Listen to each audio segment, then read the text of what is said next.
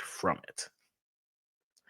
I think pound for pound, Thomas Christiansen is the best coach in this region. And yes, you can look at this US team and have conversations and say, well, I mean, they literally had to, they started Josh Sargent, and after that, their top, what, three strikers are out. I think that matters.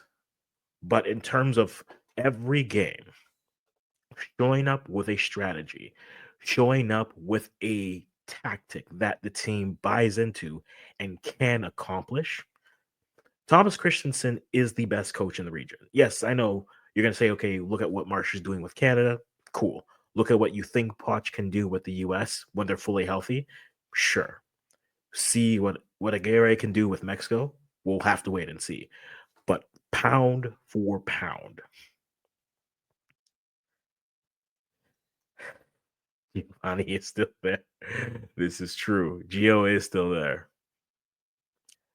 Pound for pound, I think Thomas Christensen is the best coach in this region. Um, and I don't think it's up for debate for what he's been able to do. I've been worried about this Panama side because I feel that they need a little bit more influx of youth into the side to come in and to kind of show and to supplant them. But I mean, what he's doing with Panama, I think, to me, he was he's like the next step of what Hugo Perez was doing for that short period with El Salvador, where he was able to push that team up. And for a minute, they looked like, okay, they can push through. But then lack of talent, federation issues, all that fun stuff happens. But if you look at them and how they've played, I don't think it's a debate. I think Thomas Christensen is the best coach, pound for pound, in this region. Let me know if you agree with me or not. Also, we're way earlier than we expected to be. Make sure you drop your predictions, Canada v Mexico. But we need to talk about this US side and this game here, which look, I won't make excuses for them always. I mean, there is the acknowledgement they say is that look, they didn't have their what top three strikers. They're starting Josh Sargent.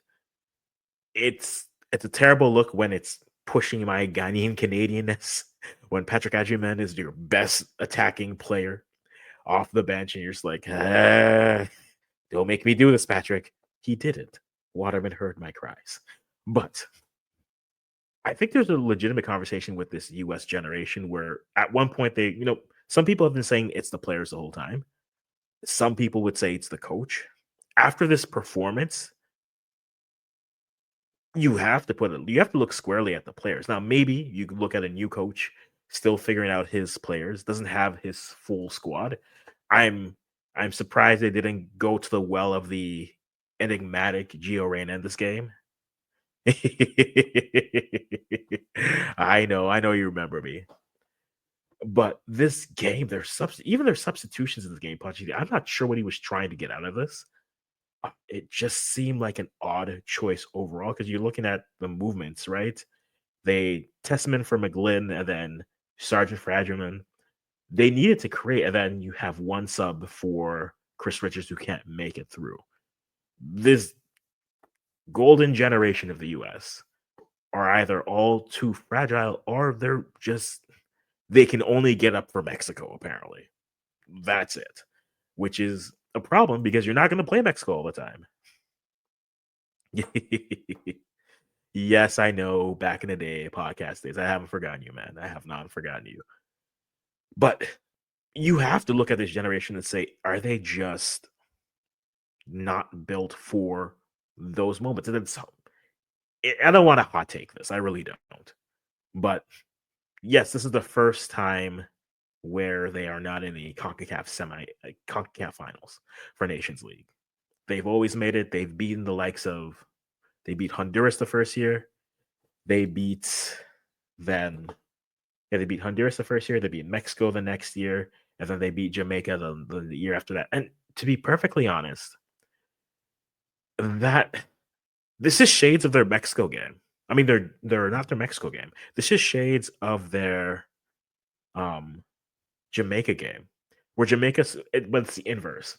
Jamaica game, they score early, and then they just aren't they don't have it. And I think the thing that you see with this US team, which has kind of reversed throughout the Berhalter regime and then into the Pochettino regime, is they have no finishing. They have no finishing whatsoever, right? That's why they went hard for Balogun. That's why when Pepe was scoring, it was a thing for them. Those two players are injured. But when they don't have anyone finishing, they are toothless. And I think it's different when you look at Canada, where it's like you have the talent to play and to score. Okay, Jonathan David, I would really appreciate you putting a few of these away here, just so we can breathe easy. But I think if you look at this U.S. team, yes, there's talent. They're playing in good leagues, but they don't have the finishing players. They don't have that final piece, or they've not figured it out yet. Whether it's starting Ricardo Pepi, whether it's getting Balogun in a system that works best, that's it. I think it is. I will keep on saying this point because I said this even 2 years ago.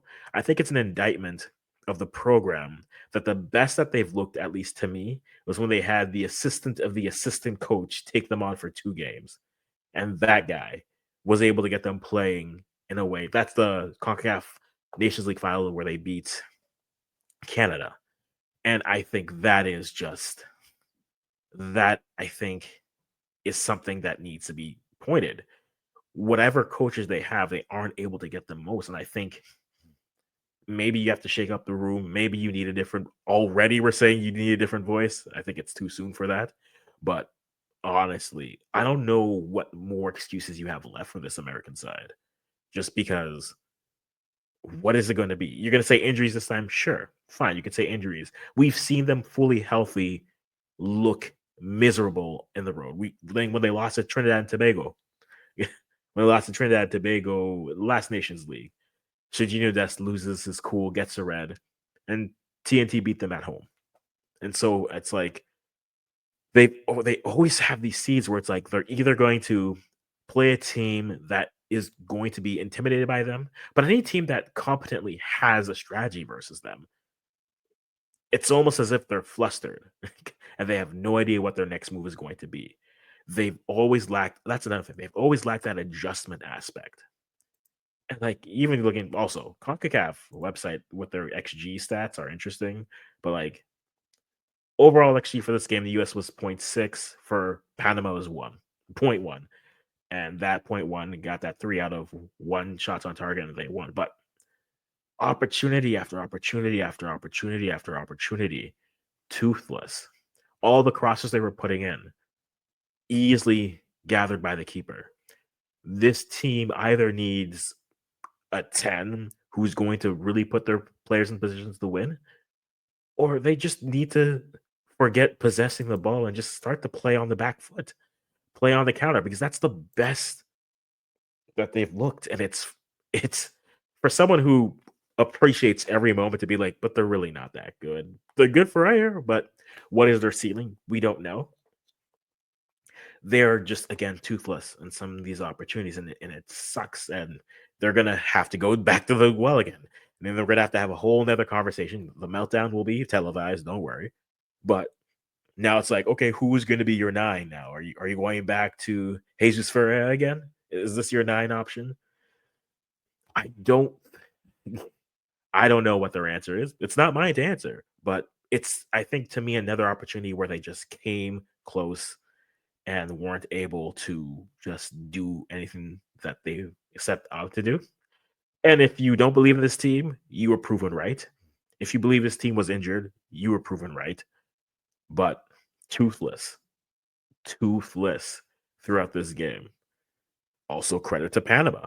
All prepared, pushing through, and I, for one, think they deserve a lot of credit for giving you the game that they did.